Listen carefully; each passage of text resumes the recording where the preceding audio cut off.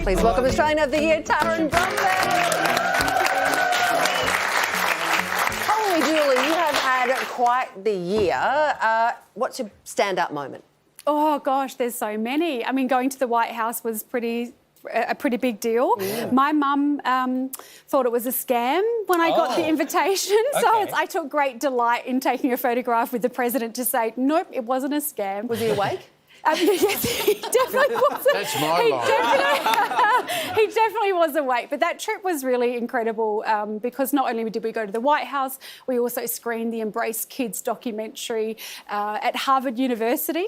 So for, you know, a high school dropout like me, hanging out with some professors at Harvard was pretty cool. They soon knew who I was, though, when I said, where's the gift shop? I want to get like a Harvard. But yeah, it's been a pretty big, wild ride. But we're very proud of what we've accomplished. And on top of all of this, you got married last year as well, or last year as well. We did, yeah. Tim's over there in the studio, hanging out at the back, and yeah, it was I think a few weeks after Australian of the Year was announced. So it has it's day 362 today. Wow. My commitment this time last year was to leave nothing left in the tank, and we really haven't. We set out to reach 1 million children. We have, and as we know, anything greatly accomplished in life, it's not just one person. I've got an incredible team of people around me at the Embrace Collective, and we've got there, and we're about to fall over. And yes, no, we're not. We're going to keep going. We spoke to you last year, just not long after the announcement, and I asked you, would there be any perks being Australian of the Year? Because only a few people know. Were there any perks? Like, did you get a free coffee at every government cafeteria in the country? Like, do you have a magic Australian of the Year card? No, there's none of that. What? Actually, I know, outrageous. So, But what's the point of all the work? Well, I was disappointed. No, just joking. I think, you know what, the perk is for me, I'm very committed. This year's not about me. It's about the change. It's about the kids. And it's about using that platform to create as much change as possible. We've done that. So the perks is talking to kids, talking to teachers, and realising that what we've created and what we've disseminated across the country to schools, sporting clubs, teachers, grandparents, you name it, it's working. So that's a pretty cool perk. You've warned the next Australian of the Year, they must have a pretty thick skin. Do you think there's enough support around the winners? Because it's a big deal.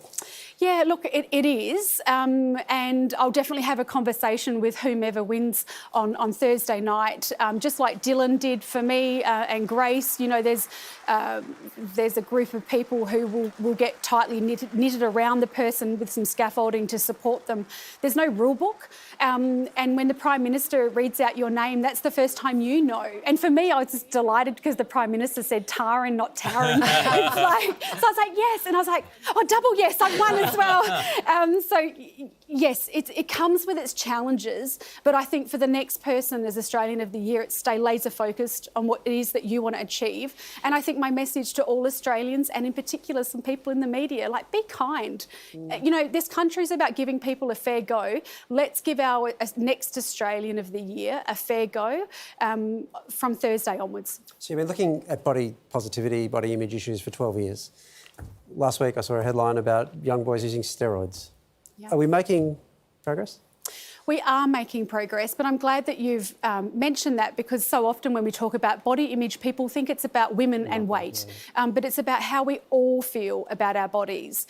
And what we need to do is keep talking about this message. It's common sense, it's science-led as well.